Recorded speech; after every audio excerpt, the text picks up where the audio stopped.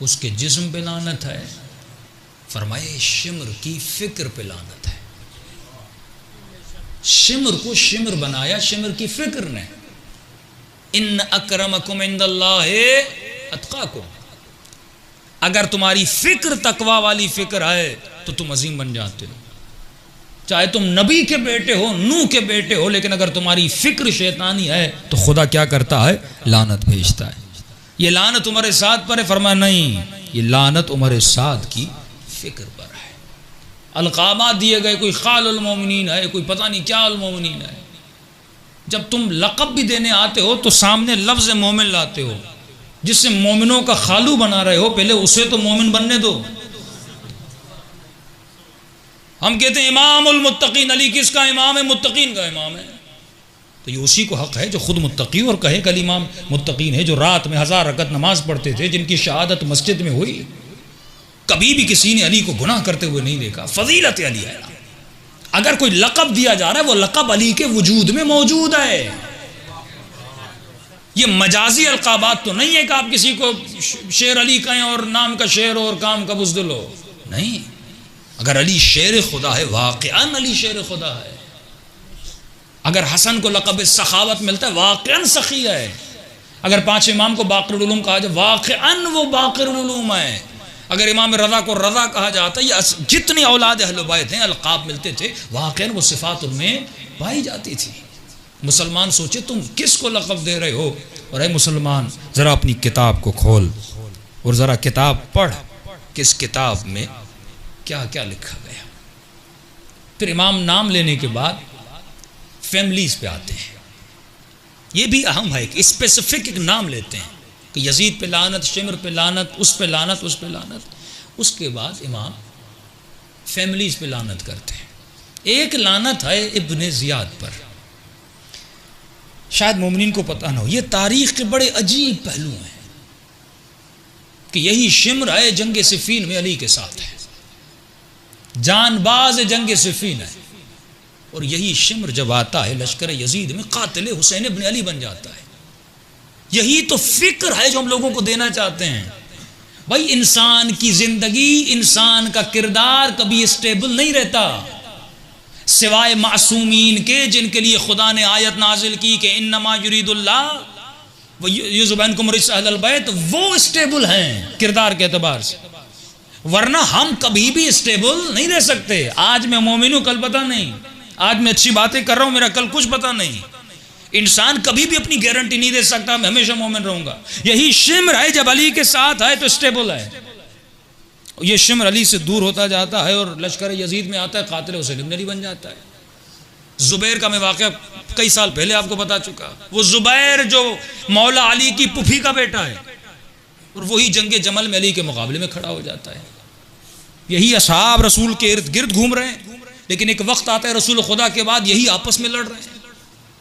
लड़ाई की बुनियाद हक होनी चाहिए, दुनिया नहीं। लड़ाई की बुनियाद दीन होना चाहिए, अपनी जात नहीं, माल नहीं, शोहरत नहीं, मकाम नहीं, हुकूमत नहीं। मुझे यह देखना है कि अली जंगे जमल में गए हुकूमत को बचाने के लिए या दीन को बचाने के लिए। मुझे यह देखना है कि जंगे सिफ़ीन में अमीर शाम अपने तख्त को बचा रहे थे या दीन को बचा रहे थे। जब इन चीज़ों पे मुसलमान सोचे, उसे पता चले कि स्टेबिलिटी तो है ही नहीं। यही इब्न ज़ियाद है।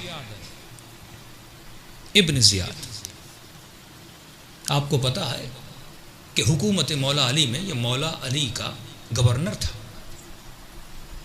शियों को पता ही नहीं। ज़ियाद जैसा बंदा गवर्नर है अली इब्न अबी तालिब का। कहां पर? फारस में। उस वक्त का फारस यानी ईरान पाकिस्तान का बॉर्डर और सारा अफगानिस्तान उसमें आता था। मौला ज़ाहिर को देखते थे। उस वक्त अगर नेक है, मुआशरे में खुश नाम है, बदनाम नहीं है, मौला को उहदा देते थे और कोशिश करते थे कि इसको अपनी तरफ माइल करें। और ये मिलता है कि मौला ज़ियाद की तारीफ भी करते थे, ये बड़ा तेज़ है, बड़ा होशियार है, इसको मैनेज करना आता है। और ये भी मौला अली का बड़ा पक्का मौला ही था। अजीब है कि फरमाते हैं कि जब ये मौला के साथ था और इमाम ने इसे गवर्नर बनाया फारस का, तो फरमाते हैं गवर्नर बनाने के बाद अमीर शाम ने इसको ख़त लिखा। ख़त लिखने के बाद कहा कि तुम अली के साथ हो, ऐ ज़ियाद तू मेरे लश्कर में आ जा। इब्न ज़ियाद ख़त का जवाब देता है। आप जब ख़त पढ़ेंगे तो आप परेशान हो जाएंगे कि इसने ख़त का जवाब कैसा दिया। ये कसम खाकर कहता है कि आए अमीर शाम, मुझे खुदा की कसम है तुम कभी भी मुझे अली से जुदा नहीं कर सकते। कि तू जानता है कि तेरे बीच में और मेरे बीच में है कौन? तेरे और मेरे बीच में जो है उसका नाम अली है, जो दामाद रसूल है, जो फातिह खैबर है, जिसके लिए रसूल खुदा कह चुके कि अली हक पर है और हक अली के साथ फ़ज़ाइल अली बयान कर रहा है। और उसने कहा कि तू कौन है? तू अपने शजरे को जानता है, तू अपने हसब को जानता है, तू अपने नसब को जानता है। बड़ा कड़क सा जवाब देता है माविया को। लेकिन एक वक्त आता है माविया इसी ज़ियाद को अपने पास बुला लेता है। मैं हवालों को ढूंढने की कोशिश कर रहा हूँ लेकिन मुझे मिल नहीं रहा। बुलाने की कोशिश करता है और उसके बाद उसको बुलाता है। अब गौर मोमिन को यह करना है कि इब्ने ज़ियाद बना कैसे। ये ख़त व किताबत तारीख़ में मौजूद है। आप तबरी पढ़ें, तबरी में बड़े सारे वाक़यात मौजूद हैं। इब्ने ज़ियाद की एक कमज़ोरी थी। जब इमाम ज़ियारत आशूरा में इस पर लानत भेजते हैं, वब्न मरजान कहते हैं, बाप का नाम ही लेते, उस पर लानत हो जो मरजाना का बेटा है। सलवात पढ़े मोहम्मद व आले मोहम्मद पर।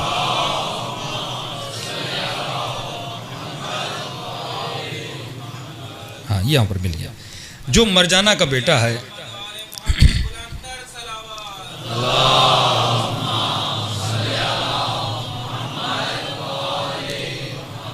वअज्जिल फरजहुम, फरमाया लानत उस पर जो इब्ने मरजाना का। इमाम, अरब में अगर माँ के नाम से किसी को बुलाया जाए ये उसकी तौहीन है। यहूदी फ़ख्र करते हैं माँ पर, वो हमेशा माँ के नाम से पुकारते हैं। अरब हमेशा ख़ुद को बाप के नाम से याद करते हैं। तो इब्ने ज़ियाद का तारीख़ ये है, ये तबरी भी लिखता है, इब्ने अबुल हदीद भी लिखता है, अबू बिलाल हैं अहले सुन्नत के बहुत बड़े आलिम दीन है, वो भी अपनी किताब में लिखते हैं।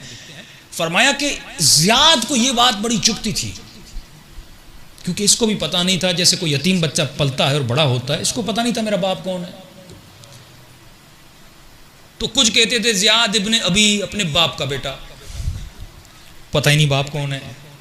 कुछ कहते थे मरजाना का बेटा, क्योंकि माँ का पता था मरजाना का बेटा। ये बात, ये इसकी थी कमज़ोरी। इससे हम इस्लामिक साइकोलॉजी में कहते हैं कि ये इसकी वीक पॉइंट थी। और शैतान हमेशा तुम्हारी कमज़ोरी को अपनी ताकत बनाता है, तुम्हें गुमराह करने के लिए। हमेशा इसको लोग ये ताना देते थे, या ज़ियाद इब्ने अबी कहते थे, या इब्ने मरजाना कहते थे। ये बात इसको खटकती रहती थी और हमेशा इस तलाश में था कि मेरे बाप का पता चल जाए और मैं भी दुनिया को कहूं कि मेरा भी कोई बाप है।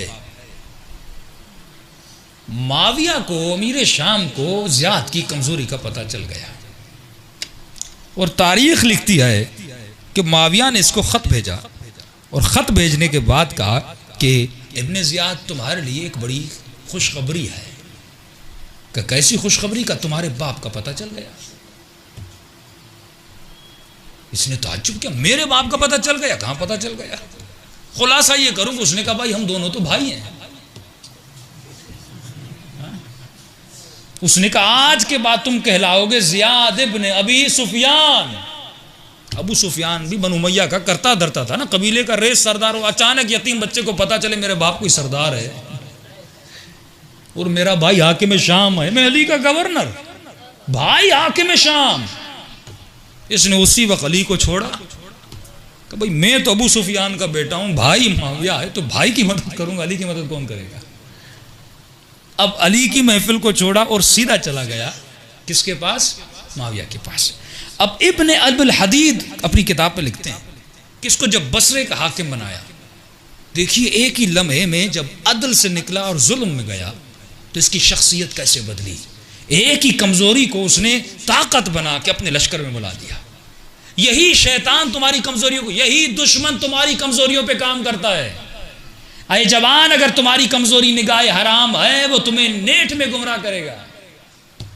अगर तू किसी नामहरम के धोखे में आ जाता है, अगर ये तुम्हारी कमजोरी है, किसी जवान को देखकर उसको हुस्न में पड़ जाता है, ये उसी कमजोरी को ताकत बनाता है और किसी को अपने मुलजिम बना देता है।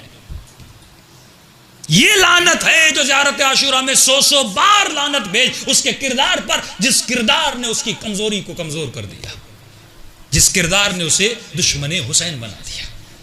अब इब्न अबुल हदीद लिखते हैं कि इसको बसरे का हाकिम बनाया। ये बसरे में आया, उस जमाने का बसरा बहुत बड़ा था, ये आज बसरा बहुत छोटा है। हाकिम बना इब्न अबुल हदीद अहले सुन्नत का, जिसने शरह नहजुल बलागा लिखी, का ये मिंबर पर गया, लोगों को कहा, खुलासा करूं आज वक्त बहुत हो गया, लोगों को कहा इसकी टेक्निक खौफ और वरा को पैदा करना। लोगों को कहा कि नमाज इशा के बाद कारी सूरह बकरा पढ़ेगा और बकरा के ख़त्म होने तक मुझे सब लोग घरों में नज़र आने चाहिए। बसरे की गली में भी अगर मुझे कोई नज़र आया मैं उसे कत्ल कर दूंगा।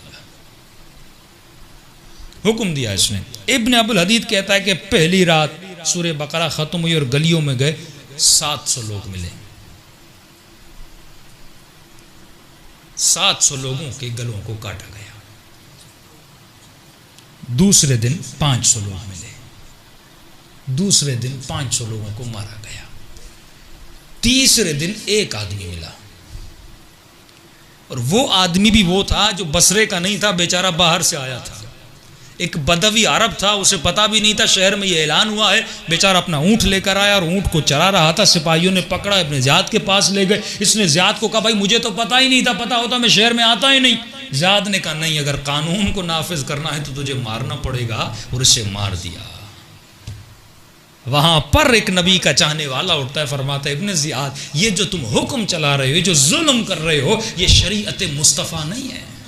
ये जो हद्दें जारी कर रहे हो ये रसूल का कानून नहीं है, तुम्हारा अपना बनाया हुआ कानून है। क्या तुमने कुरान नहीं पढ़ा? मन कतल नफ्सन बिगैर नफ्सिन औ फसादिन फिल अर्द फकन्नमा कतल नास जमीआ। जिसने एक इंसान को बेगुनाह मारा उसने गोया पूरी कायनात को मार दिया। उसने कहा ये कुरान मुझे न सुनाओ, अब यहाँ पर वही चलेगा जो मैं कहूँगा। दीन वही है जो ज़ियाद कहे, शरीयत वही है जो ज़ियाद कहे। सलवात पढ़े मोहम्मद वाले मोहम्मद।